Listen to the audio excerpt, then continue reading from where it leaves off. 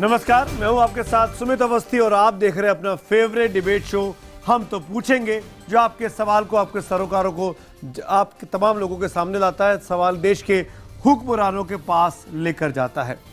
आज हम तो पूछेंगे कि मैं शुरुआत करूं उसके पहले एक बहुत जरूरी सूचना आप तमाम दर्शकों के लिए। रात 10 बजे से लगातार IBN 7 जरूर देखें।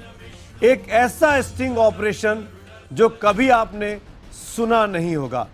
ऐसी कुछ खास बातें, हमारे समाज की कुछ कुरीतियां सामने आएंगी रात 10 बजे हमारे स्टिंग ऑपरेशन लज्जा में। तो बने रहिए IBN 7 के साथ।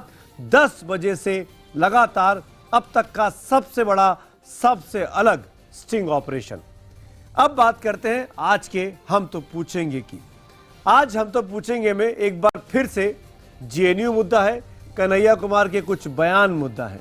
वही कन्हैया कुमार जिनको देश का एक वर्ग हीरो मान रहा है और एक वही कन्हैया कुमार जिनको देश का दूसरा वर्ग ये सोचता है कि कन्हैया कुमार देश को तोड़ने की वकालत करते हैं। आज फिर JNU, क्योंकि JNU से हर रोज ऐसी सोच की तस्वीरें बाहर निकल रही हैं जो सोचने पर मजबूर करती हैं। देश की सीमा पर सेना के जवान बेहद कठिन परिस्थितियों में अपनी जान गंवा रहे हैं। वो सीमा की रक्षा करते हैं। दुश्मन सामने से नहीं आता उस सीमा पर, दुश्मन भीतर से ही आता है। दुश्मन छाती पर वार नहीं करता है, दुश्मन पीठ पर वार करता है। दुश्मन देश की बहुत बुरी नीयत है, वो सीधी लड़ाई लड़ने की बजाय छदम लड़ाई लड़ रहा है। आतंक की फौज से हमारे लिए हमारे फौजी लड़ते हैं, शहीद होते हैं, जान देते हैं, लेकिन आखिर उनकी शहादत का सम्मान हम कैसे करते हैं? अगर हम उन्हीं पर लगातार सवाल उठाते रहे, कन्हैया कुमार और JNU के कुछ शिक्षक शायद इसी तरफ इशारा कर रहे हैं। वैसे इन शिक्षकों ने आज रजिस्ट्रार और VC पर भी गंभीर आरोप लगाए कि वो बाहरी ताकतों की कठपुतली बन गए हैं और प्रोटेस्ट में इन दोनों को हटाने की मांग भी की। शिक्षक संघ खुलकर सामने आ गया है। लेकिन सवाल यही है कि आखिर ये आरोप क्यों न लगे? करेंगे कई और सवालों पर बड़ी बहस अगले 1 घंटे तक बड़े पैनल के साथ, लेकिन पहले ये रिपोर्ट। हम तो पूछेंगे में अगले 1 घंटे बड़ी बहस, कन्हैया है कि मानता नहीं। लेकिन मैं यहाँ से कह देना चाहते हूँ कि तुम लास्ट कोशिश कर लो, हम ह्यूमन राइट वायलेशन पे बोलेंगे, हम आपसपा के खिलाफ बोलेंगे, हम सैनिकों का सम्मान करते हुए इस बात को बोलेंगे कि कश्मीर के अंदर महिलाओं का बलात्कार किया जाता है सुरक्षा बलों। तथा कथित सैनिकों के मार्च के बारे में मैंने कहा था कि सैनिक के भेष में, वो सैनिक नहीं, सैनिक के भेष में एक खास विचारधारा के लोग हम लोगों को देशभक्ति का पाठ पढ़ा कह रहे हैं कि भारत में रहना होगा तो वंदे मातरम कहना होगा। देशद्रोह केस में जेल जाकर वापस लौटे JNU अध्यक्ष कन्हैया कुमार की आंखें अभी भी नहीं खुली। अपने गुरुओं की बोली बोलते हुए उसने कश्मीर में आतंकियों से लड़ रही सेना पर बेशर्म आरोप लगाए। लेकिन कन्हैया को ऐसी बोली से दूर रहने की सीख देने की बात तो छोड़िए, JNU टीचर्स एसोसिएशन तो यूनिवर्सिटी के VC और रजिस्ट्रार के इस्तीफे पर अड़ा हुआ है। टीचरों ने बाह पर पट्टी बांधकर रजिस्ट्रार और VC के खिलाफ प्रदर्शन किया। आरोप यह है कि VC और रजिस्ट्रार ने बाहरी दबाव में आकर छात्रों के खिलाफ गलत फैसले किए। टीचर्स एसोसिएशन ने यहीं पर बैठकर रजिस्ट्रार भूपेंद्र ज्योतिषी के खिलाफ नो कॉन्फिडेंस मोशन पास किया। यानी अपनी तरफ से कुछ टीचर्स उन्हें यूनिवर्सिटी का हिस्सा मानने से इनकार कर चुके हैं। वहीं कन्हैया भी अब सियासी अंदाज में भाषण देते हुए लगातार ये आरोप लगा रहा है कि अब छात्रों के बाद JNU के टीचर्स को भी निशाना बनाया जा रहा है। हालांकि IBN 7 ने आपको दिखाया था कि JNU के कुछ शिक्षक इस देश और देश की सेना के बारे में क्या सोच रखते हैं। नॉर्थ ईस्ट में या कश्मीर में हो या छत्तीसगढ़ में हो, एक आफ्सपा जो है वो एक बहुत ही महत्वपूर्ण वो एक ब्रह्मास्त्र है जिससे कि इंडियन नेशन स्टेट किसी न किसी तरह ऑर्डर को कायम रखता है, सोशल ऑर्डर को कायम रखता है। It is a daily emergency, वो एक निरंतर रोजाना इमरजेंसी है इन जगहों में जहां आफ्सपा है, और क्योंकि हमारे नाम पे, यानी कि भारत के सिटीजन्स के नाम पे हमारे इलेक्टेड रिप्रेजेंटेटिव्स ये आफ्सपा चला रहे हैं। सवाल ये है कि आखिर जेएनयू के शिक्षक और छात्र देश की अवधारणा पर चोट क्यों पहुंचा रहे हैं? आखिर वो अपनी एक अलग दुनिया बनाकर क्यों जीना चाहते हैं? राष्ट्र और सेना पर जेएनयू से इन लगातार हमलों के बीच हम तो पूछेंगे, क्या कन्हैया के फौज विरोधी बयानों से सुरक्षा बलों का मनोबल गिरेगा? कन्हैया कुमार जेएनयू छात्र संघ के अध्यक्ष ये कहते हैं, मैं उसको एक बार रिपीट कर दूं, हम सैनिकों का सम्मान करते हुए इस बात को बोलेंगे कि कश्मीर के अंदर महिलाओं का बलात्कार किया जाता है सुरक्षा बलों के द्वारा। महिलाओं का बलात्कार किया जाता है सुरक्षा बलों के द्वारा। और जब वो ये सेंटेंस खत्म करते हैं तो तालियां बजती हैं उस गैदरिंग में। कन्हैया कुमार की तारीफ में तालियां बजती हैं, सैनिकों की मुखालफत में तालियां बजती हैं, या उन महिलाओं के लिए तालियां बजती हैं, मैं नहीं समझ पाया। इस बयान को पिछले करीब 20 बार से मैं सुन चुका हूं कि इसके क्या मतलब था। खैर, आप बताइएगा। हमारा आज का सवाल, ये कन्हैया ने जो कहा वो सामने स्क्रीन पर है। हम आज का सवाल आपके लिए दोहराते हैं ताकि आपके रिएक्शंस भी हम जान सकें। कन्हैया के फौज विरोधी बयानों से सुरक्षा बलों का मनोबल गिरेगा?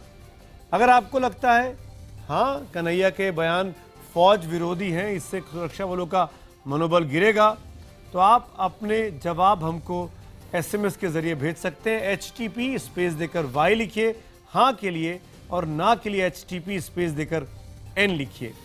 51818 पर आपकी राय का मुझे इंतजार है। #HTP और #कन्हैया सेना को बख्शो के जरिए ट्वीट कर भी आप अपनी राय हम तक भेज सकते हैं। फेसबुक पेज के जरिए भी आप IBN7 से जुड़ सकते हैं। इस चर्चा में जो लोग हमारे साथ शामिल हो रहे हैं उनका परिचय अब मैं आपसे कराए देता हूं। हमारे साथ बीजेपी के प्रवक्ता सुधांशु त्रिवेदी कुछ देर में जुड़ने वाले हैं। कांग्रेस की प्रवक्ता प्रियंका चतुर्वेदी इस वक्त मेरे साथ मुंबई से हैं। CPI के युवा नेता अमीक जामई साहब मेरे साथ हैं। SFI के नेता अक्षत सेठ मेरे साथ यहाँ स्टूडियो में जुड़ गए हैं। संघ मामलों के जानकार के तौर पर प्रोफेसर संगीत रागी साहब मेरे साथ हैं। इनके साथ ही हमारे साथ कुछ पूर्व सैनिक और रक्षा विशेषज्ञ जुड़े हुए हैं। उनका परिचय इस पैनल में सबसे ज्यादा जरूरी है। मेरे साथ बने हुए हैं कश्मीर में भारतीय सेना का हिस्सा रहे रिटायर्ड कर्नल अनिल कौल साहब और पूर्व सैनिकों की लीग के अध्यक्ष कोमोडोर GJ सिंह साहब। आप दोनों का स्वागत है। इनफैक्ट आप सबका इस डिबेट में स्वागत है। शुरुआत करता हूं। सबसे पहले अमीक जामई, मैं आपसे पूछूंगा, कन्हैया के आप साथी हैं, कन्हैया की तरफ से आप वकालत करते हैं, कन्हैया को आप निर्दोष मानते हैं। एक सीधा सा सवाल का जवाब दीजिए। जब कन्हैया ये कहता है कश्मीर के अंदर सुरक्षा बलों के द्वारा महिलाओं का बलात्कार किया जाता है, इसको आप इंडोर्स करते हैं, इस बयान को? जनाबी आली, मैंने उनके भाषण को पूरा सुना है। आपने 5 मिनट पहले 5 मिनट आगे सुनने की आपने जहमत नहीं उठाई है। मैं हमारे आर्मी के फोर्सेस के जो हमारे लोग हैं, मैं बहुत ही साफ स्टैंड बता देना चाहता हूं। वो ना जमुना किनारे झाड़ू देने के लिए बने हैं, वो ना उस भेष में, कन्हैया ने जो कहा कि उस भेष में जो रेप होते हैं, कश्मीर में जो रजिस्टर्ड भारत सरकार की पुलिस है, हमारी भारत सरकार, और जो ट्रिब्यूनल्स हैं हमारी आर्म फोर्सेस के, जब इस तरह के केसेस आते हैं तो रजिस्टर वो करते हैं। और ये बात कहीं छिपी नहीं है, चाहे हमारी पुलिस हो, वो भी हमारे समाज के लोग हैं, आर्म फोर्सेस हमारे समाज के लोग हैं। मुद्दे पे आइए, उनसे भी कहीं होती हैं, मुद्दे पे आइए। रेप होते हैं। कन्हैया ने कल ये कहा कि पूरी दुनिया में अंतर्राष्ट्रीय महिला दिवस के उपलक्ष्य में उसने कहा कि जब भी कोई मसला होता है तो महिला उसमें सबसे पहले विक्टिम बनती है। उसने उदाहरण दिया, युगांडा में 2014 या 15 के बीच में जो 200 महिलाओं का रेप हुआ आर्म फोर्सेस के जरिए, उसने उसका जिक्र किया। गुजरात में जो दंगे हुए, आप औरतों युगांडा की आर्मी को अपनी इंडियन आर्मी के साथ जोड़कर देखना चाहते हैं? अमीक जामई, ये कहा, अमीक उसने जामई कहा कि उसने कहा कि गुजरात में जब दंगे हुए तो महिलाओं ने भुगता, दलितों पर जब हमले होते हैं आरएसएस के द्वारा, पहले महिलाओं मैं के रेप सीधा सा होते हैं। सवाल और अमीक जमाई कश्मीर में आखिरी भी- बार आपसे पूछ रहा हूं, फिर मैं आगे और बढ़ जाऊंगा। कश्मीर में भी- इससे अधिक मौका मैं आपको नहीं दूंगा सफाई देने का। अमीक जमाई, आखिर में सीपीआई का नेता होने के नाते, कन्हैया कुमार का साथी होने के नाते, स्पष्ट तौर पर राष्ट्रीय चैनल पर लाइव डिबेट में मैं आपसे पूछ रहा हूं, कन्हैया कुमार जब ये बोलते हैं कि कश्मीर के अंदर महिलाओं का बलात्कार किया जाता है सुरक्षा बलों के द्वारा, इसको आप इंडोर्स करते हैं, नहीं करते हैं? अमीक जमाई, आर्मी के भेष में अगर ऐसे भेड़िए किसी का भी रेप करते हैं, दलित का या किसी का भी रेप करते हैं, आर्मी के भारत की भेष में सरकार, भिड़िए, ये भारत का आपका कॉन्स्टिट्यूशन, आपका जुमला जोड़ा जा रहा है। आर्मी- कन्हैया ने उस डिबेट में आर्मी लाइव में नहीं कहा। संविधान से ऊपर नहीं मैं है। दोबारा सुना दूंगा। आर्मी संविधान से बदी है। मैं भी यही कह रहा हूं। आर्मी संविधान से अब बदी है। आइए आप, अब उसके आप ऊपर नहीं है। आप जवाब पे आए अमीक, अब आप जवाब पे आए। ये वही बात हुई कि एक सैनिक गलती करे, आप पूरी फौज को कटघरे में खड़ा कर दीजिए और आप ये भूल जाएं तो कि वो आपने- फौज, ना, आपने अरे सुनिए, वो कन्हैया को फौज कटघरे बीते में नहीं खड़ा 70 किया। सालों से, ना, वो आपके फौज चैनल बीते ने- 70 सालों से आपके- कश्मीर में न आपके जाने कितनी चैनल ने शहादत कर दिखाया। चुकी है। अरे वो हमारी- फौज जो हमारी कश्मीर आर्म के लोगों फोर्सेस को से जोड़ के श्री रखी हुई श्री है, रविशंकर क्या झाड़ू वो लगवा रहे हैं आप? फौज, अरे वो श्री भी फौज का रविशंकर काम क्या था। झाड़ू लगवा रहे हैं आप? अरे अब आप श्री रविशंकर पे डिबेट करना चाहते हैं, उस पे बात कर लेते हैं। अरे मुझे घर से बाहर बताइए निकलिए कि ना, घर के अंदर बैठ के कुछ भी बोलते रहते हैं अमीक जमाई। आप घर से बाहर निकलिए, आर्मी के लोग आइए झाड़ू क्यों बाहर। लगाएंगे? अब इस पे बात आर्मी के करेंगे लोग अमीक सभी जमाई। आएंगे। अमीक जमाई, कश्मीर में फौजियों ने कितनी शहादत की है अरे- गिनाऊं क्या मैं? अरबपतियों करोड़पतियों मैं शहादत गिनाऊं? इस 2011 में 20 जवान, 2012 में 17 जवान, 2013 में 61 जवान, 2014 में 51 जवान, 2015 में 41 जवान। शहीद हुआ है। कन्हैया का भाई भी शहीद हुआ है। तो कन्हैया के भाई जब शहीद हुए हैं तो कन्हैया के मुंह से जबान अच्छी लगी आपको? नहीं, इंडोर्स करेंगे? इंडोर्स करेंगे? मैं सवाल नहीं पूछूंगा। मेरे देश के जवान से आप जमुना पे झाड़ू लगवा रहे हैं, ये मेरे देश के जवान का काम है। ये आप तय कर रहे हैं, ये आपके जुमले हैं। सेना के जवान वही काम कर रहे हैं जो उनको कहा गया है, कैसे किसी निजी जो प्रोग्राम उनको में, कहा गया है। कैसे किसी निजी प्रोग्राम में मेरे आर्मी के आदमी झाड़ू कोई लगाएगा? जिस प्रोग्राम में इतने बड़े लोग आ रहे हो, ये सेना को कहा गया था और वो सबके सामने रिएक्शन आ चुका है, सबके सामने रिएक्शन आ चुका है। नहीं जा रहे हैं। आप डिबेट से डिरेल मत कराइए, आप डिबेट से डिरेल मत कराइए। अमीक जमाई, अमीक जमाई, कश्मीर पे बात करिए, कश्मीर पे बात करिए, जिस पर आपका साथी कन्हैया कुमार बात कर रहा था। तो कश्मीर में मालूम नहीं है, कम्युनिस्ट अच्छा। पार्टी का सेक्रेटरी सबसे पहले अब आप 62 शहीद से हुआ शुरू हो था जाइए, वहाँ पर। 62 से शुरू हो जाइए। अब आप जब कम्युनिस्ट पार्टी दो हिस्सों में बट गई थी, एक साथ देने के लिए चीन का। क्यों बनना है? अरे आप, मैं सवाल क्यों नहीं पूछूं आपसे? मैं आपसे सवाल क्यों नहीं पूछूं? मैं आपसे क्यों नहीं सवाल पूछूं? दो फौजी मेरे साथ बैठे हुए हैं, आप पूछिए। दो फौजी मेरे साथ बैठे, ये जवाब देंगे। आपको लग रहा है ना, जवान को जमुना किनारे झाड़ू आपको क्यों लग लगवाता रहा है? है, आपको लग रहा है ना मैं आपकी बात नहीं सुन रहा हूं। अमीक जमाई, इस बात को ध्यान रखिए, इस बात को ध्यान रखिए। कश्मीर में सैकड़ों हिंदुस्तानी जवानों ने, फौजियों ने शहादत दी है और तभी आज कश्मीर साथ रुका हुआ है। और जो कश्मीर में आप एक बार जाके देखिए, जिस परिस्थिति में चौराहे पे लाल चौक पर फौजी खड़ा होता है, देखिए कि चारों तरफ से खतरा नजर आता है उसको। वहां पे आप तो देखे नहीं होंगे कभी आज तक। आप 1962 पे सीपीआई की बात करते हैं, एक बार जाके देखिए कश्मीर में वैली में क्या स्थिति है, जमुना किन किनारे परिस्थिति में बात करें। मेरे देश के जवान फिर वही पे। जमुना किनारे आ गए, मेरे क्योंकि देश आपके के पास जवान पे डिफेंस झाड़ू नहीं लगाएंगे है, आप। क्योंकि आपका डिफेंस नहीं है। कोमोडोर जीजे सिंह जवाब देना चाह रहे हैं। Debate is open now. Commodore G J Singh. Bharat माता की जय लगाकर कोई रेप करेगा, मैं उसको जस्टिफाई करूंगा। जनाब, ये अमीक, अभी थोड़ा दूसरा को सुनो। सबसे पहले मैं ये कहना चाहता हूं कि आजादी मिली मगर उसके साथ डिसिप्लिन नहीं मिला। आज हमें सबसे ज्यादा जरूरी चीज जो है वो डिसिप्लिन की है। और ये जो अमीक बात कर रहा है, इतनी आजादी से बात कर रहा है, ये आजादी इसको वो जवान जिन्होंने अपना खून बहा देते हैं, जो वहां पे मरते हैं और हमारी सुरक्षा करते हैं, उसकी वजह से आज ये टीवी चैनल ऊपर बोल रहा है।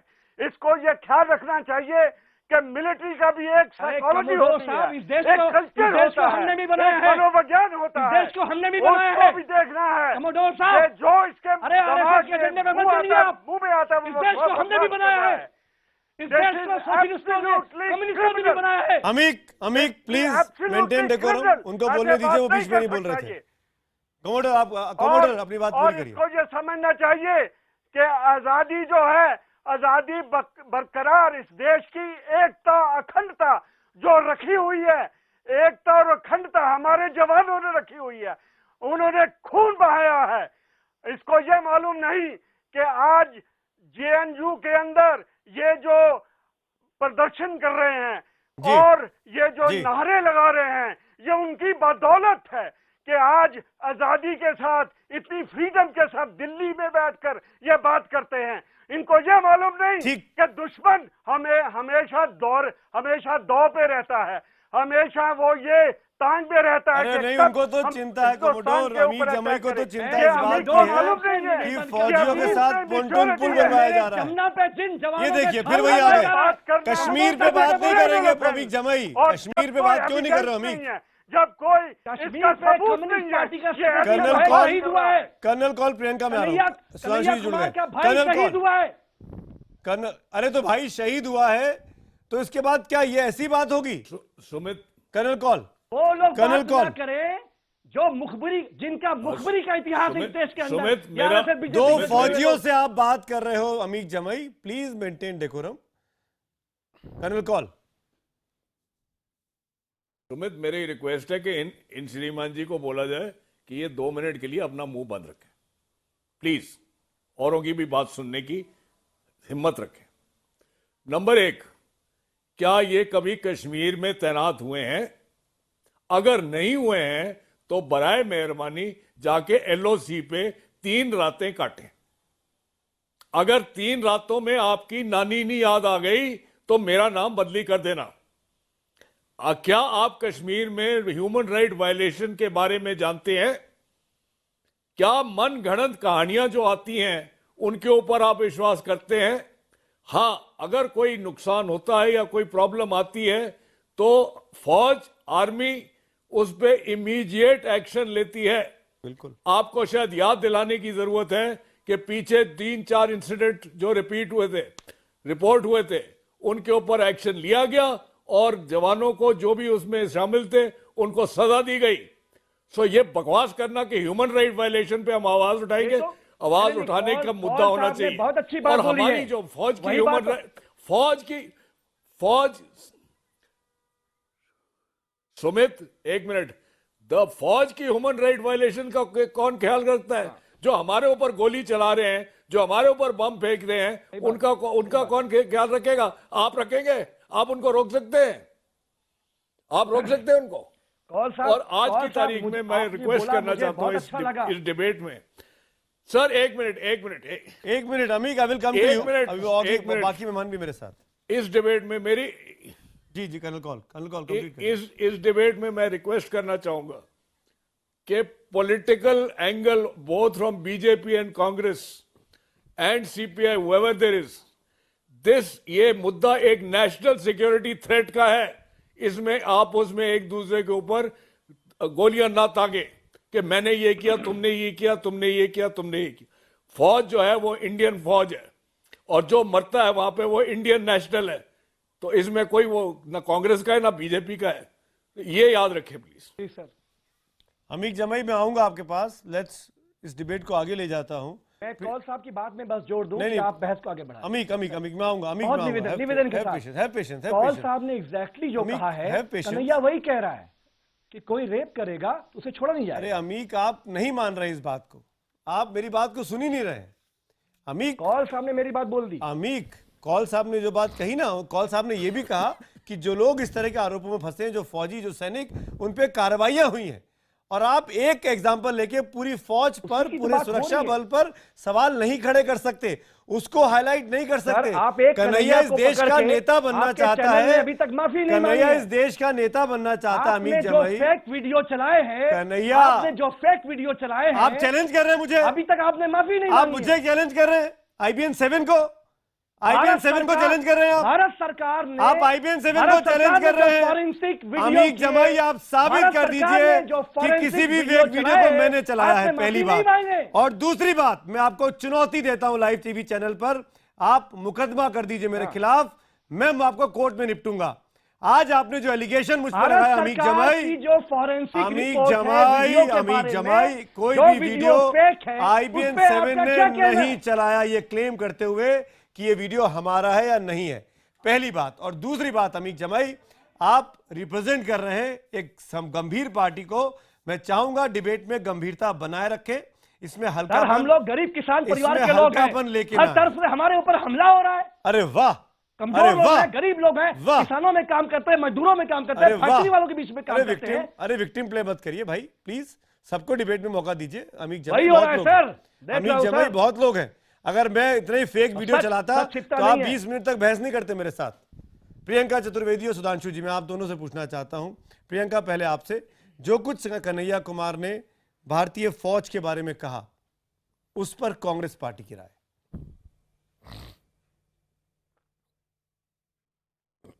हमारी पार्टी की राय बहुत स्पष्ट है। हम आर्मी के साथ बिल्कुल खड़े हैं। कोई भी आपत्तिजनक बयानबाजी करना किसी के भी मुंह से, हम उसका समर्थन नहीं करते हैं।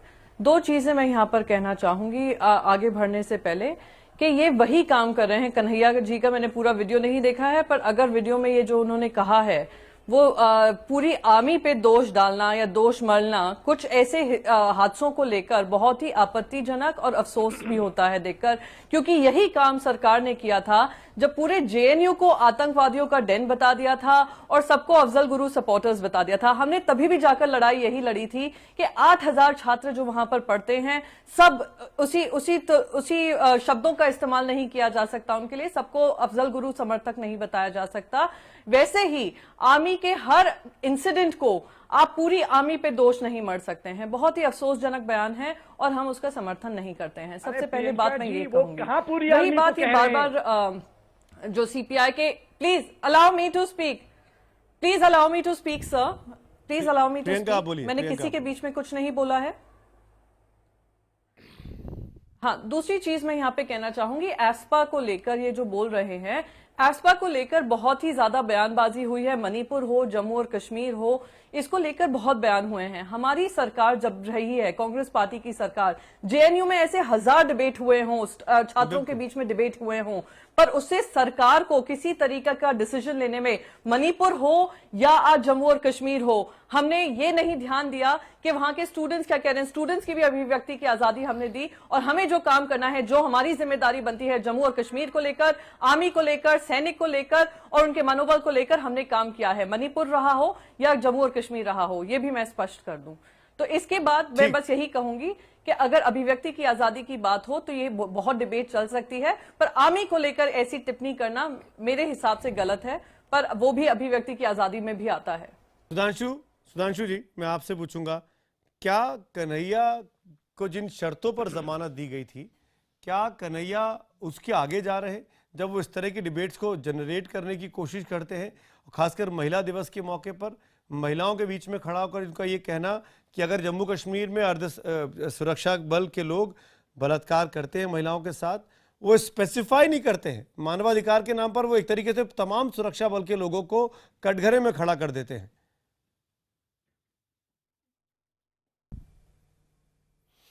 सुमित जी, आपने कहावत सुनी होगी ना कि सच्चाई छुप नहीं सकती बनावट के उसूलों से और खुशबू आ नहीं सकती कभी कागज के फूलों से।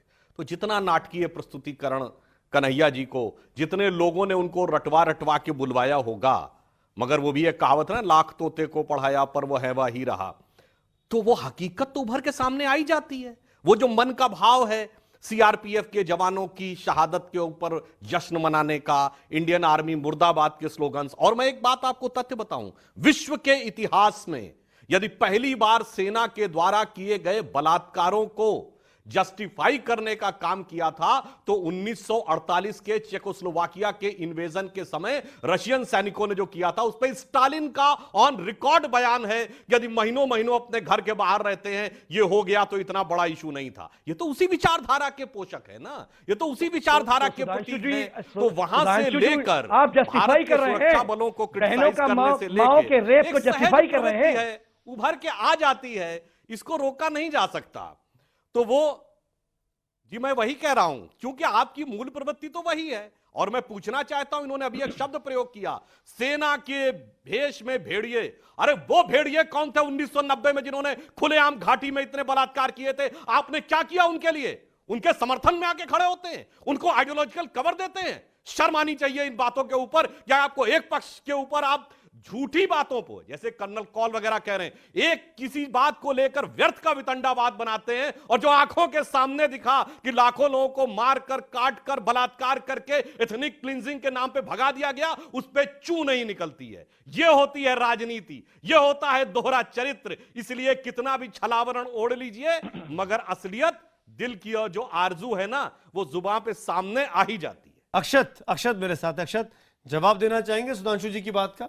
जम्मू कश्मीर में जो कुछ हो रहा है उसमें आप पूरी की पूरी सुरक्षा बलों को कटघरे में खड़ा कर दें, क्या ये जायज है? सेना के मोराल पर, उनके मनोबल पर क्या असर पड़ेगा, सोचा है आपने कभी? देखिए, आपने सबसे पहली बात जो कर्नल साहब ने एक बात कही, बहुत अच्छी बात कही उन्होंने ये कहा कि जो मर रहे हैं, सेना के जवान जो वहाँ पे मर रहे हैं, they are Indian nationals.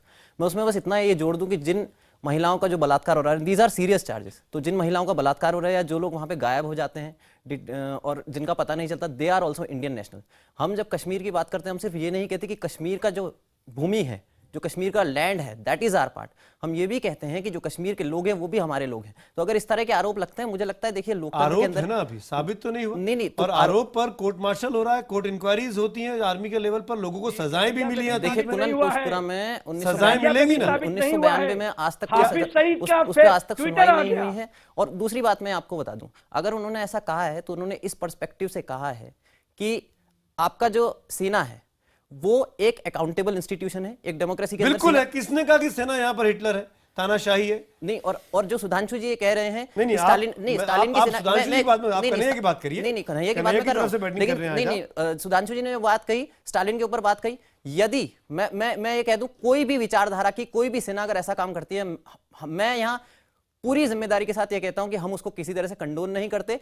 Stalin की सेनाओं ने अगर ऐसा किया है और किया है, इसके सबूत भी मिले हैं, तो हम इस चीज को गलत मानते हैं और पूरी तरह से खरीज करते हैं। मुझे इस बात का भी जवाब दीजिए ना। सुधांशु जी ने एक और बात उठाई, 1990 में जब छांट कर भगाया गया कश्मीरी पंडितों को, हिंदुओं को वहां से, तब कितना सीपीआई ने जाके प्रोटेस्ट किया, एसएफआई ने जाके प्रोटेस्ट किया, आपकी विचारधारा के लोगों ने वहां खड़ा हुआ। उस समय कश्मीर के गवर्नर कौन थे? उस समय कश्मीर के राज्यपाल कौन थे? उस समय कश्मीर के जो राज्यपाल थे उनका नाम है जगमोहन कौन, जो कि बाद में जाके भाजपा की सरकार में मंत्री बनते। तो उनके खिलाफ आप प्रोटेस्ट नहीं कर सकते? जगमोहन से डरते थे आप? नहीं, वो वहां पे क्या कर रहे थे? नहीं, उनसे पूछना, वो वहां क्या कर रहे थे? वो वहां पे, उनके पास सेना है, उनके पास सब कुछ है। इतने पंडित अगर वहां से चले जाते हैं तो वहां पे बैठ के वो क्या कर रहे थे? और आपने उनको पद्म भूषण दे दिया अभी जी।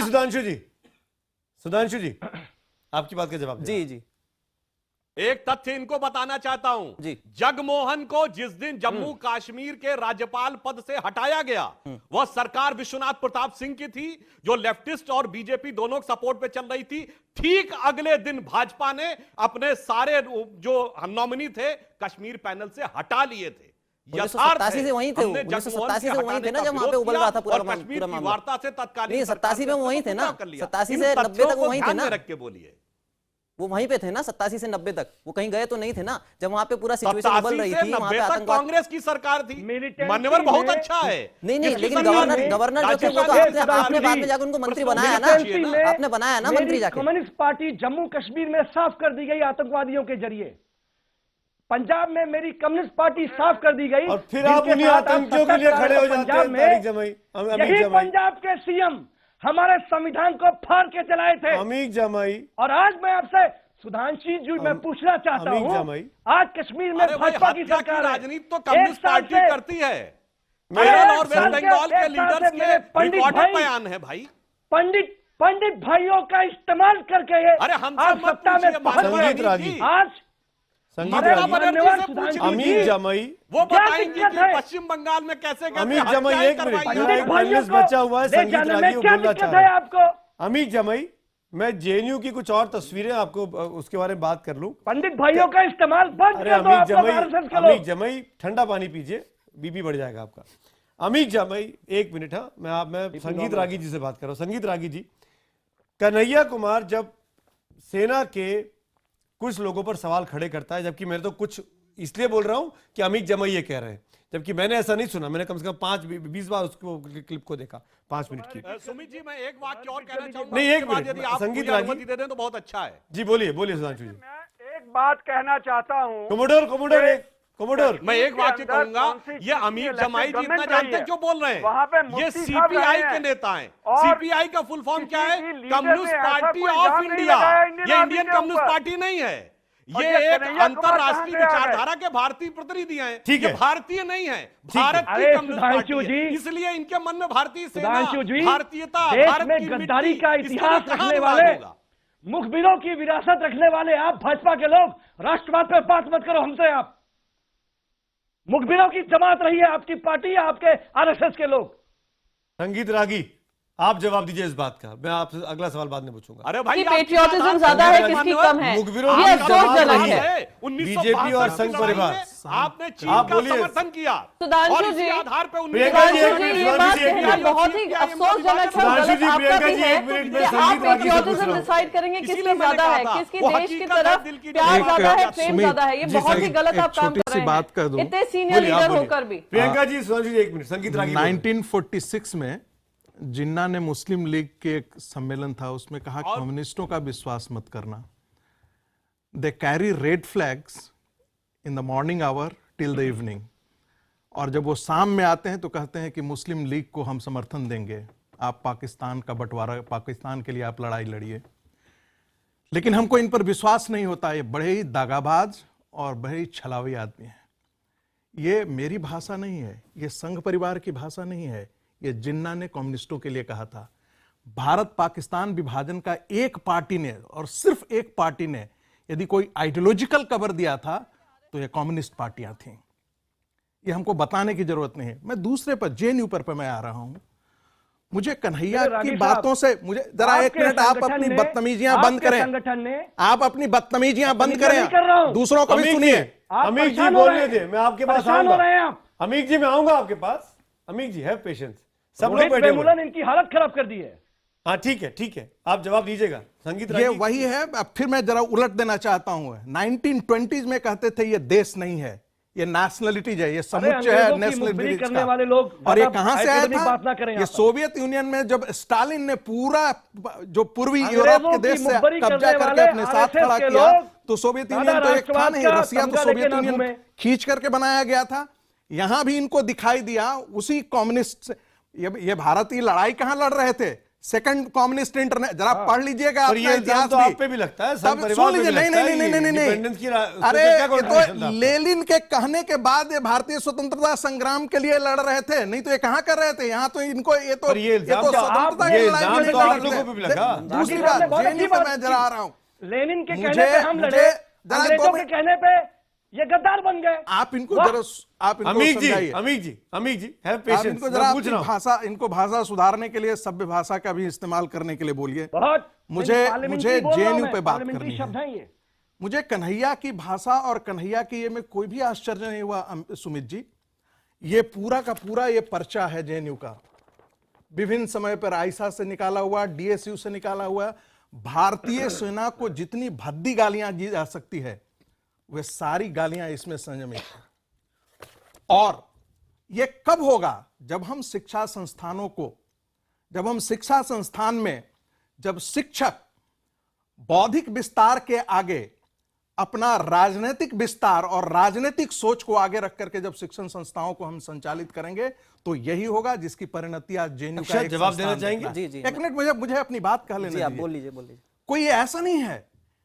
एक शिक्षक मेरे पास आया 4 दिन पहले, उन्होंने सिक्किम के मामले में कुछ ऐसा ही प्रश्न किया था। उस शिक्षक को आज के दिन में, वो दिल्ली यूनिवर्सिटी में पढ़ा रहा है, उसने मुझे कहा कि मुझे एक शिक्षक ने, SIS के शिक्षक ने मुझे अपने कमरे में बुलाया और कहा कि सिक्किम तो भारत ने उसको फोर्सिबली ऑक्युपाई कर रखा है, इसे तो फ्री होना चाहिए। ये वहां का शिक्षक बोल रहा है। तो निवेदिता जी का स्पीच सबने सुना कश्मीर, है। उन्होंने बताया कि मणिपुर में, नागालैंड में, कश्मीर में कैसे हम लोग सारी चीजें। मेरा कहना है कि जो आइडिया ऑफ नेशन है, ये इनकी परिभाषा और इनकी शब्दावली में नहीं है। ठीक है, अच्छी बात कही इन्होंने, आइडिया ऑफ नेशन की बात कही, बहुत अच्छी बातें कही। पहले इन्होंने शिक्षा की बात कही, बड़ी मजेदार। मैं एक बड़ा मजेदार तथ्य आपको बता दूं, शिक्षा में मतलब संघ का ये रहा भी है कि शिक्षा को मतलब एक भारतीयकरण करे जाने की जरूरत है।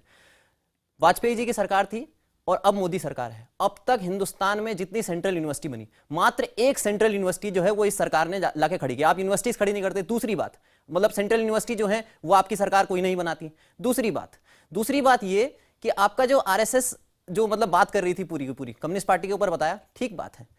1933 में मुंजे जाके मुसोलिनी से मिलते हैं। मुसोलिनी जितने मतलब जो कितने लोगों की हत्या के लिए रिस्पॉन्सिबल है, वो उससे इंप्रेस होते हैं। वो अपनी डायरी में आके लिखते हैं कि व्हेन आई सॉ, जब मैंने देखा कि वहां पे मतलब युवक युवतियां मार्च कर रहे थे, मुझे बड़ा आश्चर्य हुआ, मुझे बड़ा मतलब कौतूहल हुआ और मुझे बहुत सुखद आश्चर्य हुआ उस चीज को देख के। वो आते हैं, वो गोलवलकर को बताते हैं और गोलवलकर जो संघ के द्वितीय संचालक हैं, वो एक किताब लिखते हैं, we and our nationhood defined, हम या हमारी राष्ट्रीयता। वो उसमें ये साफ तौर पे कहते हैं कि जो हिटलर की विचारधारा है, जो नाजी विचारधारा है, वो हमारे हिंदुस्तान के लिए मतलब हमें उससे सीखना चाहिए। We should learn from that. और उसके आधार पे वो ऐसी विचारधारा है जिसके आधार पे 60 लाख लोग मारे गए। ये बहुत बड़ी बात है। तो अगर ऐसे मतलब, और वही वाली बात आ जाती है, अभी इन्होंने जिन्ना को कोट किया, मतलब जब आरएसएस जिन्ना को कोट करने लग जाए तो ये बात आ जाती है कि चोर चोर मौसेरे भाई। 1942 में हिंदू महासभा ने मुस्लिम लीग के साथ सरकार बनाई थी। अब ये जिन्ना को कोट करके बता रहे हैं कि कम्युनिस्ट पार्टी गद्दार है, जिस आदमी की वजह से मतलब देश टूट गया, उनको बता रहे हैं। नहीं, कम्युनिस्ट पार्टी यदि ये कहे देश टूट गया जी, देश तोड़ने का काम तो उन्होंने उसको आइडियोलॉजिकल कवर दिया। प्रियंका। जिन्ना को 1942 उन्होंने कहा कि आप पाकिस्तान विभाजन के लिए काम कीजिए, हम उसके लिए तैयार हैं। हम तो कहते हैं एक ही विभाजन नहीं, वो तो मल्टीपल स्प्लिट की बात कर रहे हैं। ये तो 42 की बात है। 2016 में आके नागालैंड के बारे में बताना, कश्मीर के बारे में बताना, शिक्षकों के द्वारा भरी भीड़ में तमाम स्टूडेंट्स को बताना।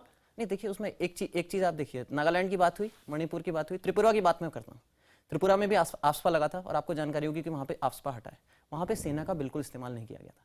अभी मैं पढ़ रहा था कल, त्रिपुरा के अंदर जो आफ्सपा लगा था वो वहां की सरकार ने लगाया था। मतलब वहां पे परिस्थितियां ऐसी बनी कि लगाना पड़ा, लेकिन उसको हटाना जरूरी था, क्योंकि वो आप उसको इंडेफिनेट नहीं लगाए रख सकते। वो एक बहुत अच्छी स्थिति, वो एक बहुत अच्छी स्थिति नहीं है। अपने आप में एक अलग डिबेट है। नहीं, वो बहुत अच्छी स्थिति है, तो वो डिबेट जरूरी है। डिबेट जरूरी है, बिल्कुल जरूरी है। और उस डिबेट को करने के पीछे आप आर्मी का मोराल डाउन करें, कर्नल कौन बिल्कुल आर्मी का मोराल डाउन करें। नहीं, वो तो हजारों सैनिक कश्मीर में खड़े हुए हैं, जिनको पता नहीं खतरा कहां से आ रहा है, किसके सामने से आ रहा है, कि पीछे से आ रहा है, कि ऊपर से आ रहा है। सैनिकों की वो आप कहें कि ये सैनिक जो है ये रेपिस्ट है, इन पे बलात्कार के आरोप है। नहीं, देखिए ऐसा है, आर्मी के बारे में एक चीज मैं आपको सच बता दूं, आर्मी के साथ एक चीज ये है कि अगर आप आर्मी के ऊपर अकाउंटेबिलिटी, अगर सेना के साथ आप अकाउंटेबिलिटी नहीं कहा कि नहीं है, कौन करेगा? कौन कह रहा है अकाउंटेबिलिटी कौन करेगा? क्या मास मौत करेगा उसकी अकाउंटेबिलिटी? देश के संविधान में, कानून में आर्मी के बड़े बड़े अधिकारियों पर मुकदमे चले हैं, मुकदमे वो हारे हैं, उनके कोर्ट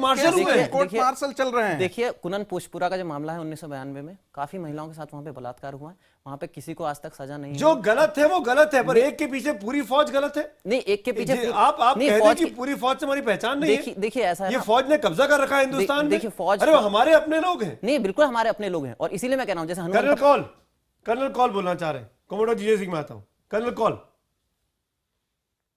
सुमित एक दो पॉइंट इनको मैं क्लियर कर दूं। इनको आर्मी के बारे में इल्म नहीं है।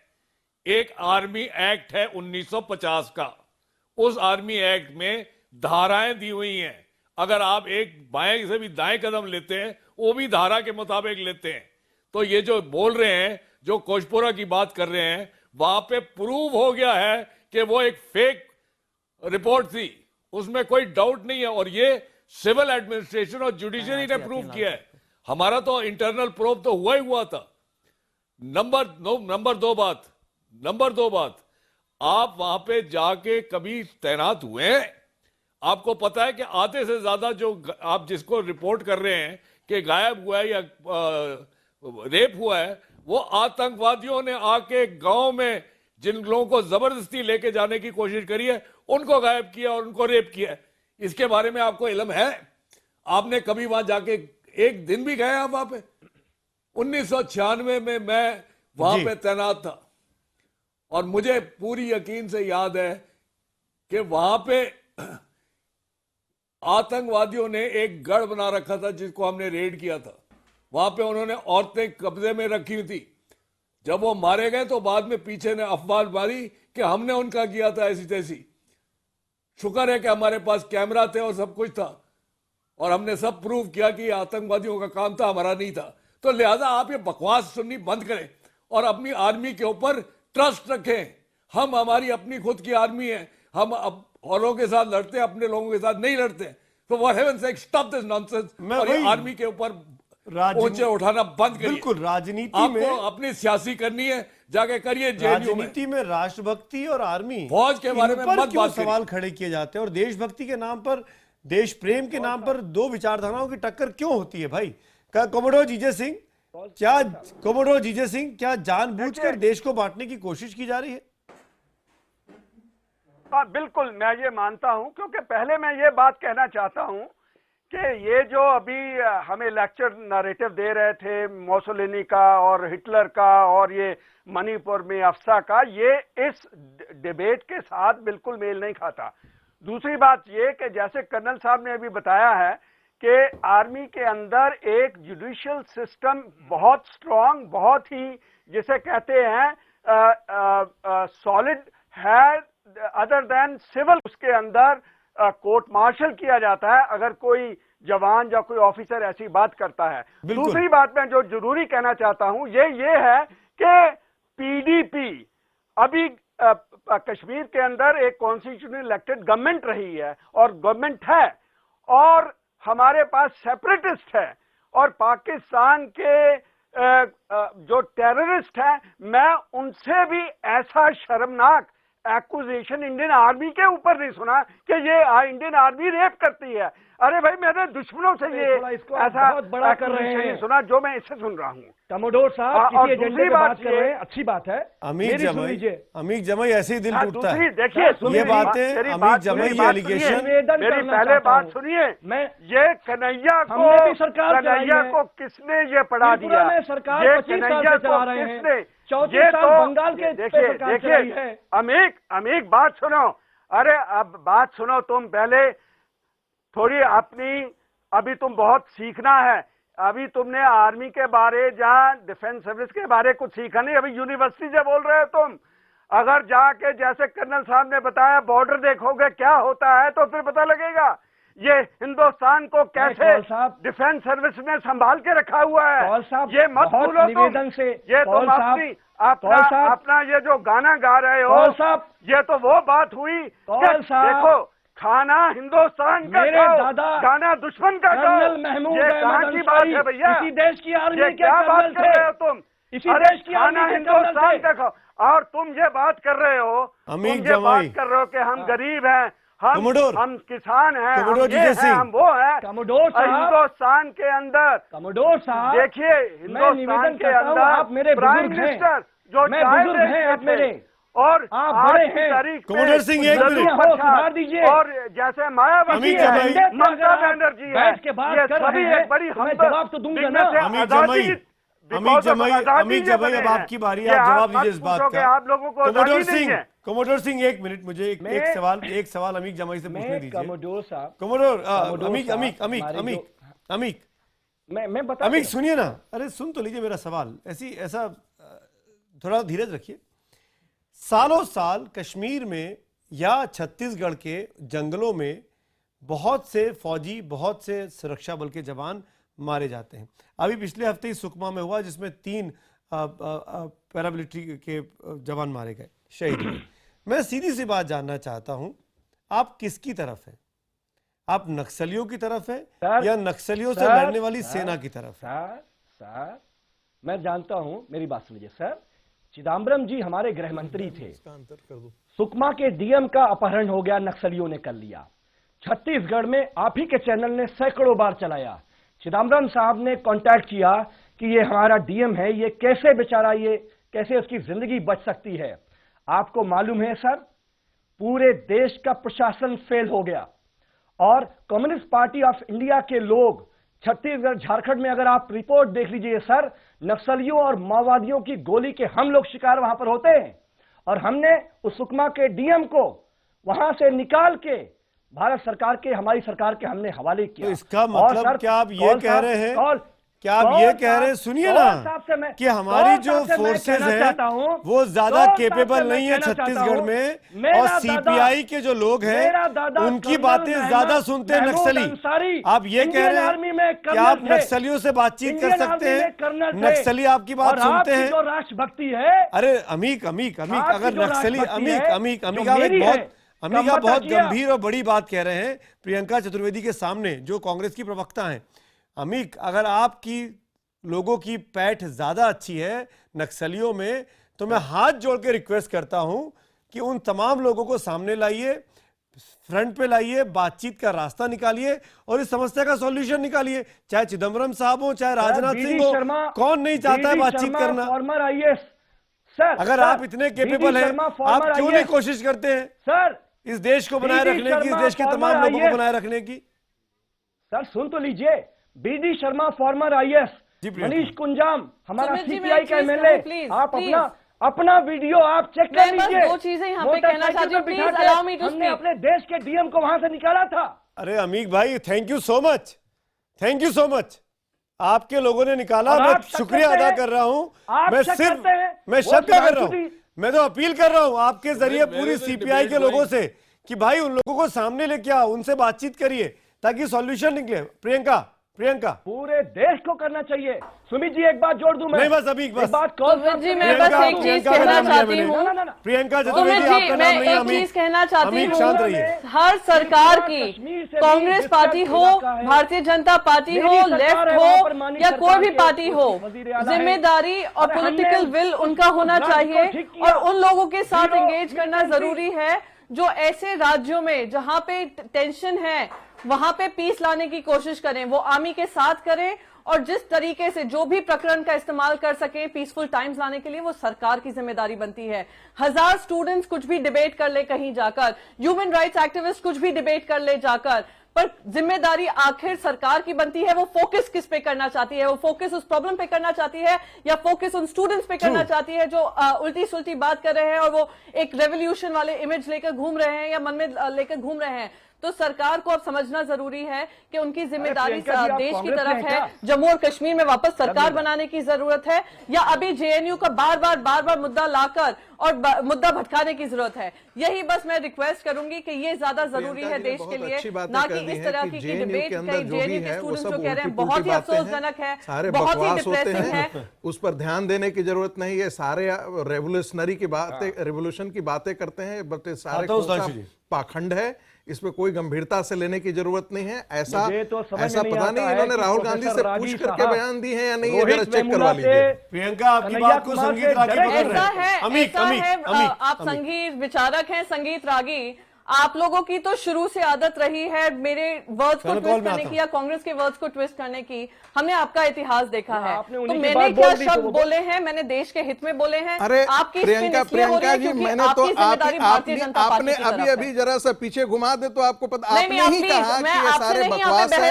इस पर ध्यान देने की जरूरत नहीं है। देश के जवानों के लिए बहस कर रही हूँ, देश के सैनिकों के लिए बहस कर रही हूँ। आपकी जिम्मेदारी है कि आज आप आरएसएस, क्योंकि आरएसएस के कहने पे ही भारतीय जनता पार्टी चलती है, आप उनसे कहें जम्मू और कश्मीर में सरकार बनाएं, वहां पे जो अस्थिरता का माहौल है उसको ठीक करें। मिलिटेंट्स की डेथ्स पे इतने लोग थाउजेंड्स में आ रहे हैं, उस पर ध्यान दें। जरा पंपों में जो टेरर अटैक हुआ है उस पर ध्यान दें। जो जिम्मेदारी है वो निभाएं। ठीक है प्रियंका, सुधांशु त्रिवेदी जवाब दे रहे हैं।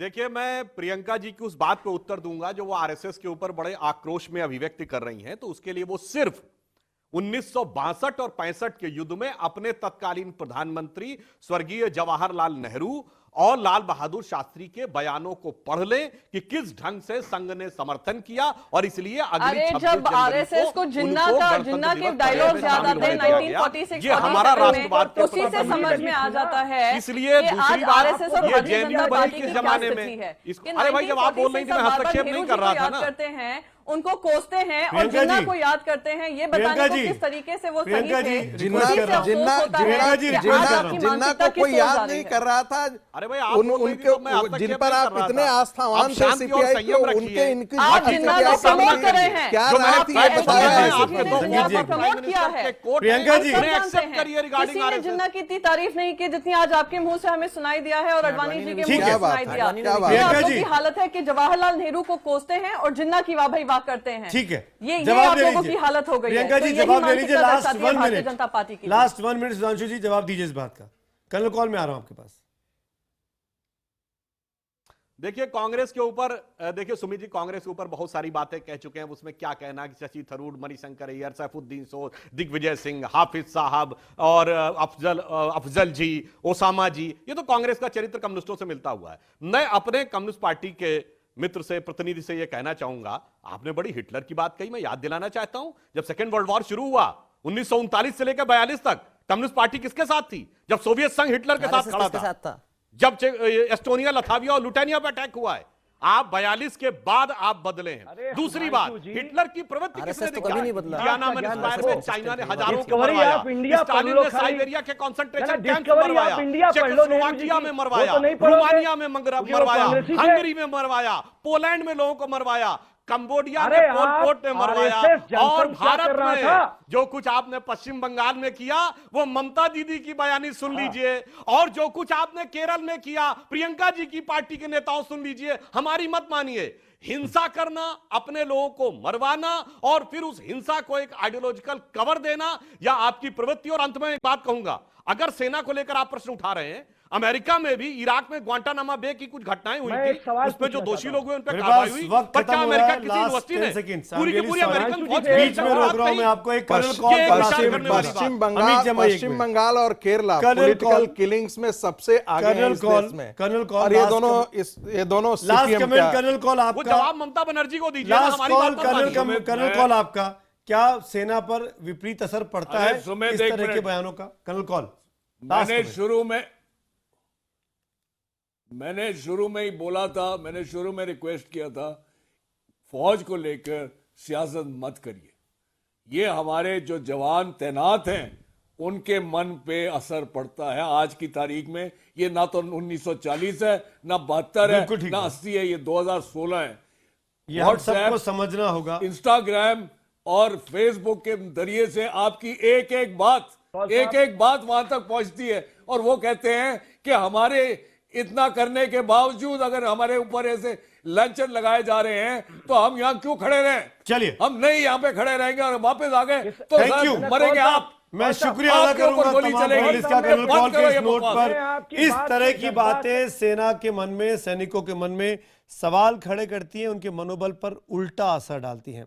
हम सब की जिम्मेदारी है ये, हम सब की, कि हम अपने फौजियों का, अपने सैनिकों का मनोबल और उत्साह बनाए रखें।